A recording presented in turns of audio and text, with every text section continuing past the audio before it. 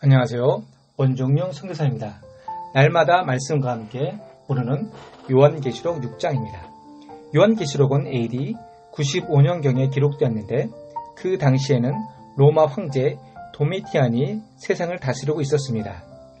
이전에 많은 황제들은 죽어서 신의 칭호를 받는 경우가 있었지만 그는 살아있는 자신을 신으로 숭배하도록 많은 속국에게 강요하고 있었습니다. 세상 사람들은 그냥 절하면 되었기 때문에 아무런 문제가 없었지만 당시 소아시아 교회들에게는 심각한 문제가 되었습니다. 이런 시대에 신앙을 지키다가 핍박을 받는 자를 위로하고 격려하기 위해 그리고 황제를 신으로 인정함으로 믿음을 저버리고 변절한 자들에게는 이 세상이 끝이 아님을 경고하고 책망하기 위해서 예수님은 요한을 통해 계시록을 기록하게 하신 것입니다. 6장에서는 7가지 재앙 중에 6가지 재앙이 나오는데 첫째부터 4째까지의 재앙은 말탄 자가 수행하고 있습니다. 말은 전쟁을 수행하는 도구입니다. 따라서 전체적으로 처음 4가지 재앙은 전쟁에서 비롯되는 것을 확인할 수 있습니다. 첫 번째 인이 열리자 흰말 탄 자가 등장합니다. 여기서 흰말은 승리를 상징하고 활은 원수를 이길 공격 무기로서 십자가의 복음을 상징하고 있습니다. 흰말 시대는 복음의 시대입니다.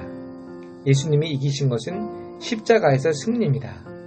그러나 십자가에서 승리한 것을 세상은 알지 못해서 여전히 사탄이 왕노릇하고 있는 것입니다.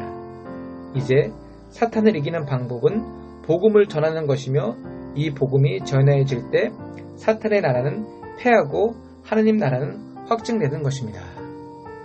두 번째 인일 때니 붉은 말탄 자가 나옵니다. 이는 복음이 증거되자 복음을 받지 못한 사람들이 복음을 받은 자들을 핍박하는 시대입니다. 많은 신학자들은 붉은 말 시대를 전쟁의 시대라고 말하는데 붉은 말은 첫 번째 인의 결과로 생기는 전쟁과 핍박 또는 학살을 의미합니다. 그리고 붉은 말탄 자는 허락을 받아서 3가지 일을 행했습니다. 첫 번째, 원래 존재하고 있던 화평을 제거하여 버립니다. 둘째로 서로 죽이게 되는데 이것은 나라 간의 전쟁을 말하는 것이 아니라 민족이나 단체 안에서 서로 죽이는 것을 의미합니다. 셋째로 큰 칼을 받았다고 하는데 이는 칼이라는 단어가 헬라어로 마카이라인데 이는 전쟁용 칼이 아닌 도살용 칼을 의미합니다. 그러면 왜 허락했을까요? 사람들에게는 나름대로 생활 방식이 있는데 복음을 받아들이고 성령을 받은 자들이 생활 방식과 세상의 생활 방식이 다릅니다. 그리고 복음이 증거되는 곳에서 성령이 오심으로 임재함으로 사탄은 쫓겨나기 때문에 사탄은 할 수만 있다면 예수 믿는 자들을 핍박하고 하는 것입니다. 이것이 소아시아의 7교회와 복음을 전하는 자들이 고난을 당하는 이유인 것입니다. 자, 셋째 인일 때니 검은 말탄 자가 등장합니다. 첫째와 둘째가 활과 창을 가졌지만 이번에는 저울을 가지고 있습니다. 저울을 가진 이유는 무엇일까요? 저울의 기능인 무게를 측정하기 위해서입니다. 이는 기근 상황의 심각성을 드러내는 장치입니다. 네 번째 인일 때니 청황색 말을 탄 자가 등장합니다. 청황색의 원어를 보면 클로로스로 푸르스마다 창박하다의 뜻으로 죽음이 생길 색을 의미합니다. 그리고 사망이라는 청황색 말을 탄 자의 뒤를 이어서 음부, 즉 그 뒤를 따르는데 그렇다면 청황색 말을 탄 자가 하는 일은 무엇일까요? 먼저 청황색 말을 탄 자가 땅의 4분의 1을 죽일 수 있는 권세를 얻었다고 합니다. 현재 지구에 60억이 산다고 가정한다면 4분의 1에 해당하는 10여 억 인구가 죽음에 이르는 전쟁에 온다는 뜻입니다. 그리고 흉년으로 또 사망으로 땅의 4분의 1을 죽일 것인데 여기서 사망이라는 단어는 질병이나 전염병을 가리킵니다. 즉 코로나로 인해 많은 사람들이 죽을 것이라고 말하고 있습니다.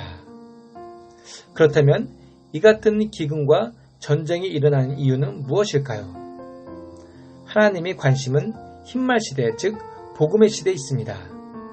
여러분, 개인적으로 기근이 있고 환난이 있는 자가 있습니까?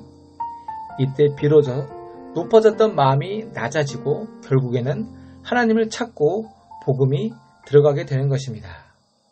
그렇다면 우리가 이때 해야 할 일은 무엇입니까? 병든 자들을 위해, 가난한 자를 위해 도와주고 어려운 때를 위해 기도의 자리에 나가서 하나님께 그 해결책이 되는 말씀을 받아내는 것이며 궁극적으로 복음을 전하는 일에 힘써하는 것입니다. 말씀을 마무리하겠습니다.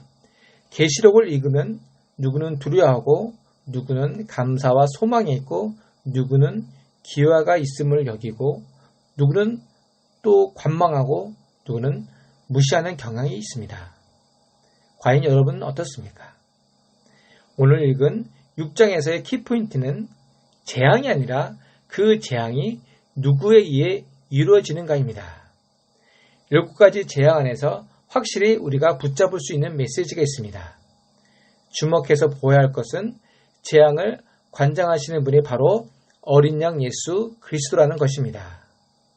그 인을 여시는 분이 바로 예수님이십니다. 예수님이 이 모든 재앙의 열쇠를 가지고 있습니다. 음부와 사망의 열쇠를 가지고 계신 예수님을 인정하시기 바랍니다.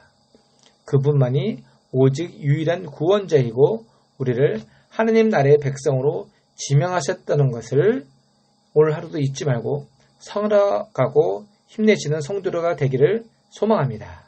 기도하겠습니다. 하나님, 말세의 시대를 살아가는 이때에 우리가 두려움으로 이 말씀을 받는 것이 아니라 우리의 소망이며 피난처이시는 예수님을 보며 오늘 하루도 이 땅에서 하나님 나라를 확장해가는 성도들 되게 하옵소서. 예수님 이름으로 기도했습니다. 아멘.